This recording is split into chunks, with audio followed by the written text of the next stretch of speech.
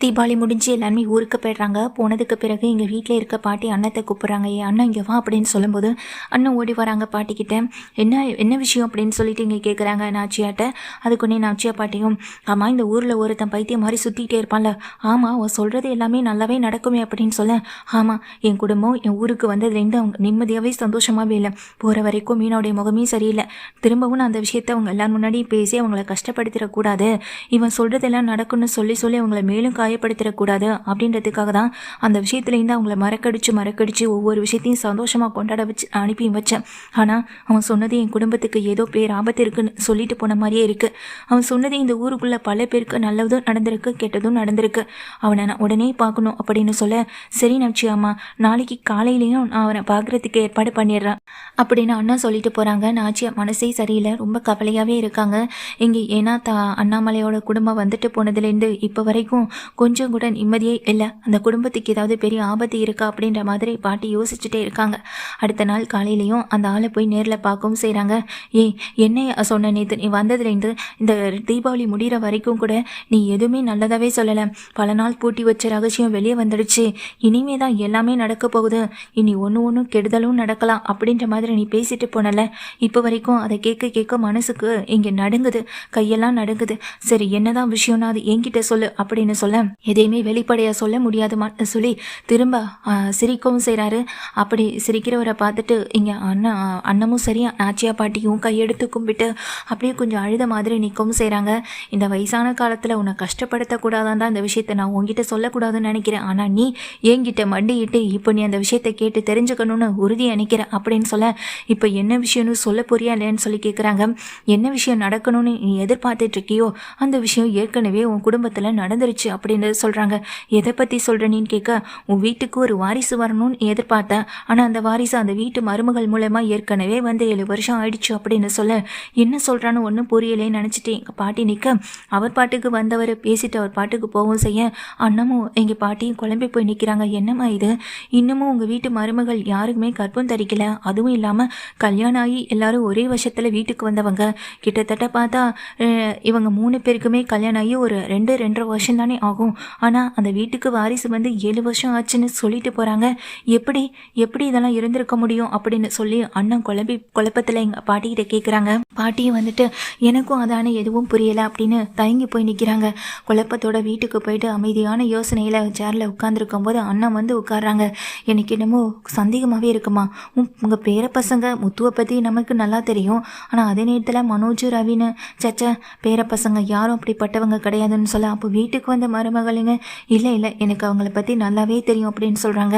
ஆமாம் நம்ம ஏதாவது ஒரு விஷயத்துலேருந்து இங்கே தெரிஞ்சுக்கணுன்னா அதுக்காக முயற்சி எடுக்கிறதுல ஒன்றும் தப்பு இல்லைன்னு அண்ணன் சொல்ல, என்ன சொல்ல வரணின்னு கேட்க, இவரை பற்றி ஊரில் இருக்கவங்களேருந்து ஏன் நம்ம வரைக்குமே நல்லாவே தெரியும். இவர் சொல்கிற விஷயங்கள் அத்தனையே உண்மை, அத்தனையே நடக்குன்னு. இவரை ஒரு சாமி மாதிரி தான் இந்த ஊர் கிராம மக்களும் பார்த்துட்ருக்காங்க. அதனால தான் இவரை இந்த ஊரை விட்டு அனுப்பாமல் இந்த ஊருக்குள்ளே வச்சுக்கவும் செய்கிறாங்க. உங்களுக்கே அது தெரியும் இல்லைம்மான்னு சொல்ல, நல்லாவே தெரியும். நான் பாட்டி சோகமாக முகத்தை வச்சுக்கிட்டு சொல்லும்போது, பேசாமல் இதுக்கு ஒரு வழிதாமா இருக்குது. அப்படி பார்த்தா இங்கே உங்கள் பேர பசங்க முத்து மேலேயும் எனக்கு நம்பிக்கை இருக்குது, உங்களுக்கும் நம்பிக்கை இருக்குது. அதே போல் மனோஜை விஜய் அந்த அளவுக்கு வளர்த்துருக்க மாட்டான்னு நீங்களும் நம்புறீங்க. அதே போல் தான் ரவி பையனும். ஏன்னா நம்ம கூடவே இருந்தவங்களை பற்றி நமக்கு நல்லாவே தெரியும் இல்லையா அப்படின்னு சொல்லும்போது, ஆமாம் அப்படின்னு அங்கே பாட்டியும் சொல்கிறாங்க. வீட்டுக்கு வந்தவங்க 3 பேரையும் பற்றி தான் நமக்கு சரியாக தெரிஞ்சிருக்க வாய்ப்பு இல்லை, ஏன்னா அவங்க நம்ம கூட இல்லாதவங்க இல்லையா அப்படின்னு சொல்லி அண்ணன் கேட்குறாங்க. அதுக்கு பாட்டியும் ஆமன்ற மாதிரி தலையாட்ட, இப்போ என்ன பண்ணணும்னு சொல்கிறேன்னு சொல்லி கேட்க, அந்த வீட்டுக்கு அந்த 3 பேரில் யாரோ ஒருத்தவங்க மூலமாக தான் வாரிசு உருவாகியிருக்கு, அந்த குழந்தையும் பிறந்திருக்கு. அப்படி பார்க்கையில் அந்த வீட்டில் யாருக்க 3 பேரில் யாரோ ஒருத்தவங்க நிச்சயமாக அந்த குழந்தைய எடுத்திருக்காங்க. அவங்கள நம்ம நேரடியாக பார்த்து பேசினா மட்டும்தான் முடியும்னு சொல்ல, அதை எப்படி கண்டுபிடிக்கிறதுன்னு சொல்ல, அட என்ன நாச்சியமா, அதுக்கு நான் ஏன் கூட இருக்கேன், நானே வந்து பார்க்குறேன்னு சொல்கிறாங்க.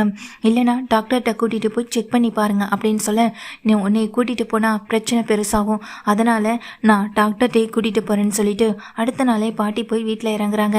என்ன பாட்டி எங்களை பார்க்க முடியாமல் வீட்டுக்கே வந்துட்டீங்களான்னு அங்கேருந்து ஓடி வந்த முத்த பைய பிடுங்கிட்டு உள்ளே கூப்பிட, பாட்டி முகம் வாடி போயிருக்கு.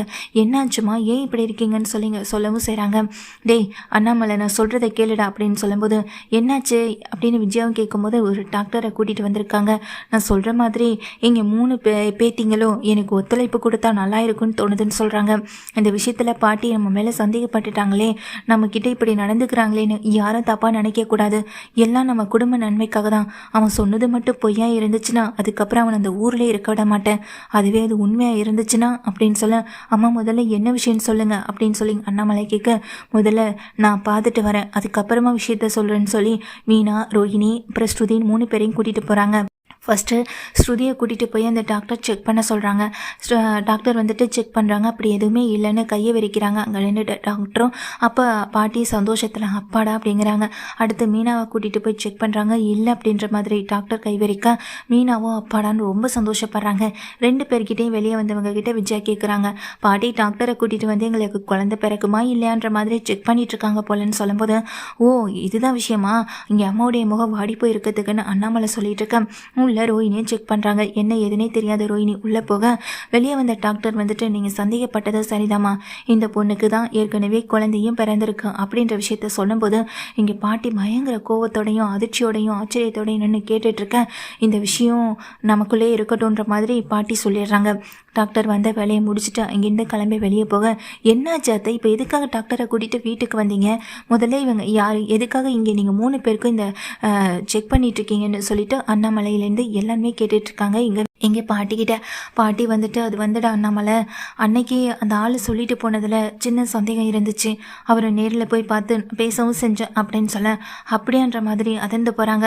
ஆமாண்டா அண்ணாமலை அப்படின்னு சொல்லும்போது, ரோஹிணி இங்கே வா அப்படின்னு சொல்லி இங்கே கூப்பிடுறாங்க. ரோஹிணி பாட்டி முன்னாடி வந்து நிற்க, அவர் சொன்னது உண்மை ஆயிடுச்சு அப்படின்னு வேகமாக கத்தி இங்கே பாட்டியை சொல்ல, என்ன சொல்கிறீங்க அப்படின்னு அத்தையை பார்த்து கேட்குறாங்க. ஆமாண்டி விஜயா, எல்லாம் உன்னால தான், உன்னைய 4 அடி அடித்தா எல்லாமே நல்லபடியாக நடக்கும்னு சொல்லிட்டு விஜயா அங்கே நின்றுட்டுருக்க ரோஹிணியை தாண்டி நிற்கிற விஜயா கன்னத்தில் 4 அறை இங்கே விடவும் செய்ய, அடி வாங்கிட்டு நிற்கிற விஜயாவை பார்த்து அண்ணாமலை அதிர்ந்து போகிறாங்க. என்னம்மாச்சு, எதுக்குமா இப்படி கோவப்படுறீங்க, இதனால் வரைக்கும் நீங்கள் விஜயா கிட்ட இப்படி நடந்துகிட்டதில்லைன்னு சொல்ல, என் பேரனுடைய வாழ்க்கையை சீரழிச்ச இவளுக்கு அப்புறம் அடி தர்ம அடி கொடுக்க தானே செய்யணும்னு சொல்ல, நான் சொல்கிற விஷயத்தை கேட்டால் நீயே அவளுக்கு திரும்ப அடி கொடுப்பேன்னு சொல்கிறாங்க. என்ன எதுன்னு வீட்டில் இருக்கவங்க கேட்க, அப்போ தான் அந்த சாமியார் வந்து சொல்லிட்டு போனதையும் அதுக்காக டாக்டரை கூட்டிகிட்டு வந்து இந்த ரோஹிணியை செக் பண்ணதையும் சொல்கிறாங்க. ரோஹிணிக்கு ஏற்கனவே குழந்தை பிறந்தது, அதை டாக்டர் செக் பண்ணி உறுதிப்படுத்திட்டு போறாங்க அப்படின்னு சொல்ல, ரோஹிணியா ஆடி போறாங்க. சொல்லுடி, உன் குழந்தை எங்க, உனக்கு பிறந்த குழந்தை எப்படி பிறந்தது அப்படின்னு வீட்டில் பாட்டி ரோஹிணிக்கும் அறவிட்ட விஷயத்தை கேட்க, பாட்டின்னு சொல்லிட்டு அழுக. மீனா எதுவுமே பேசாம முறைச்சு பார்த்தபடி நிற்கிறாங்க. இதுக்கும் தனக்கும் எந்த சம்மந்தம் இல்லை, நான் சொல்லி பாட்டி வரல, ஆனா பாட்டியா தெரிஞ்சுக்கிட்டு இந்த விஷயத்த கண்டுபிடிக்கிறாங்கல்ல, அப்போ இதுக்கான உண்மையை நீங்க சொல்லி தானே அவனு ரோஹிணின்ற மாதிரி பார்த்துட்டே நிற்கிறாங்க.